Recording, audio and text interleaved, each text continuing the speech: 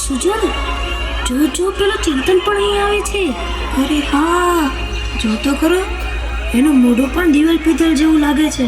હા, મને પણ લાગે છે તેના ઘરમાં ઝઘડો થયો લાગે છે. ચાલ આપણે તેમને પૂછીએ. હા, એ ચિંતન ક્યાં જાય છે? અહીંયા. શું કામ છે યાર? અરે ચિંતન, તોય અમારી જેમ રિસાઈને આવ્યો છે ને ઘરેથી? હા. કેમ?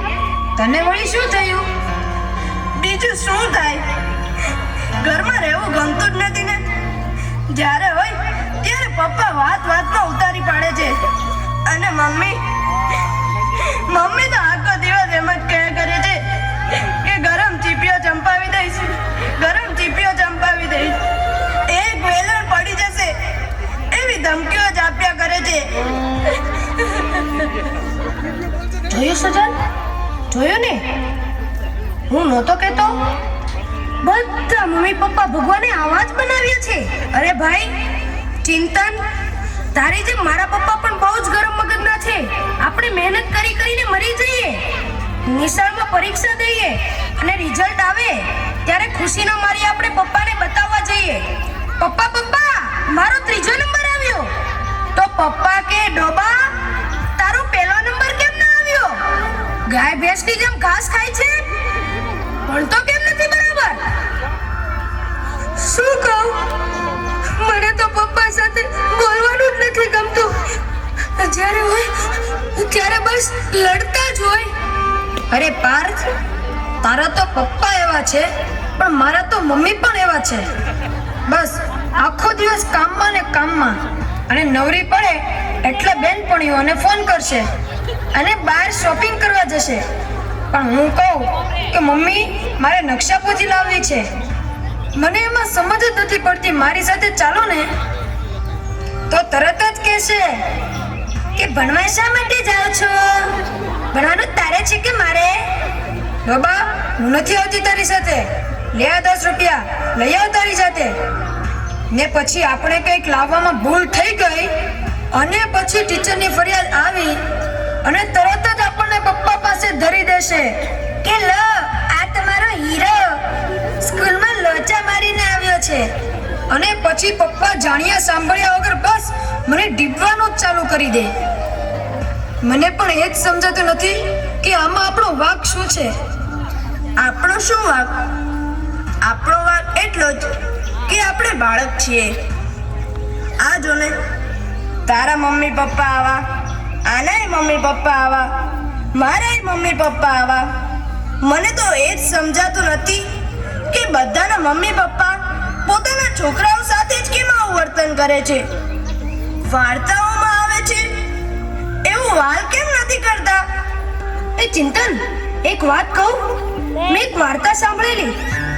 એક ધમાલિયો છોકરો હતો, પણ એના પપ્પા મમ્મી એને બહુ પ્રેમથી સમજાવતા હતા.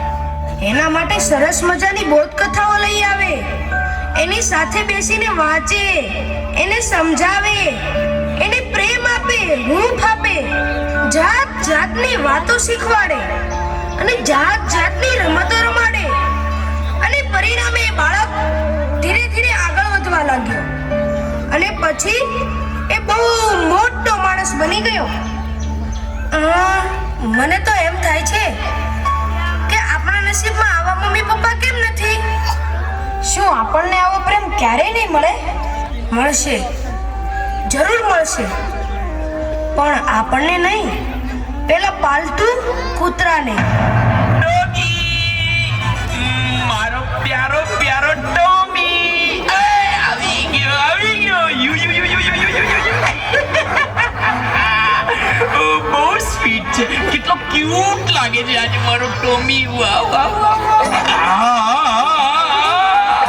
મને જોઈને પૂંછડી પટપટાવ્યા કરે છે. Very good. ભૂલી જ ગયો, તને બ્રેકફાસ્ટ આપવાનું તો ભૂલી જ ગયો છું. લે બિસ્કિટ ખા. વાહ. કેવા પ્રેમથી બિસ્કિટ ખાય છે મારો ટોમી. મારો doggy you you you you you કેવો મસ્તીથી પૂંછડી પટપટાવે છે. વાહ વાહ વાહ વાહ. મને એમ લાગે છે કે તને પૂંછડી પટપટાવતા જોઈને હું પણ પટપટાવું. એટલે પૂંછડી નહીં, મારે ક્યાં પૂંછડી છે. મારો ડોગી, મારો સ્વીટુ. બહુ સાચું કીધું હો તે. આ જોને જોને કૂતરાને રમાડે, જમાડે, નવરાવે, ફરવા લઈ જાય. પણ દીકરાને ખખડાવી નાખે, મારે, ધમકાવે. અલા છોકરાઓ, શું કરો છો? શું કરો છો? આટા ફેરાને આશીર્વાદ, બરાબર ને? ના રખડવા સિવાય કઈ ધંધો છે તમારે? પપ્પા, આ કૂતરાઓ તમને બહુ ગમે છે નહીં? અરે હા, તે ગમે જ ને. પણ તને શું થાય છે એમાં? પણ મને તો એમ થાય છે કે આ કૂતરાઓની ગળચી દબાવી દઉં. કેમ કેમ કેમ? કારણ કે અમારા કરતા તો કૂતરાઓ નસીબદાર છે. તમારા કરતા કૂતરા નસીબદારી એ વાળી કેવી રીતે? તો શું કહું બીજું? મને નથી મળતો એટલો તમારો પ્રેમ આ કૂતરાઓને મળે છે.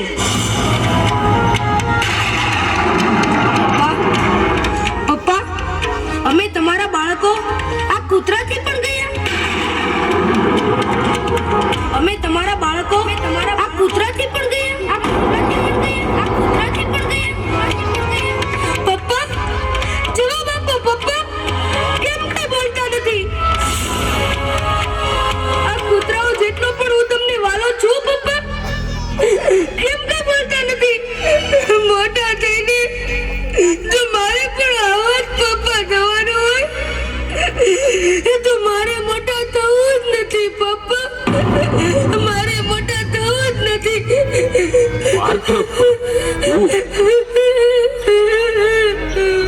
કેમ સનતભાઈ, હૈયામાં વાવાઝોડું કેમ ફૂંકાવા લાગ્યું? તમે કોણ? હું છું તમારી આજને આવતીકાલ સાથે જોડતો સેતુ. મને જવાબ આપો સનતભાઈ, તમારું બાળક રખડપટ્ટીને રવાડે કેમ ચડી ગયું છે?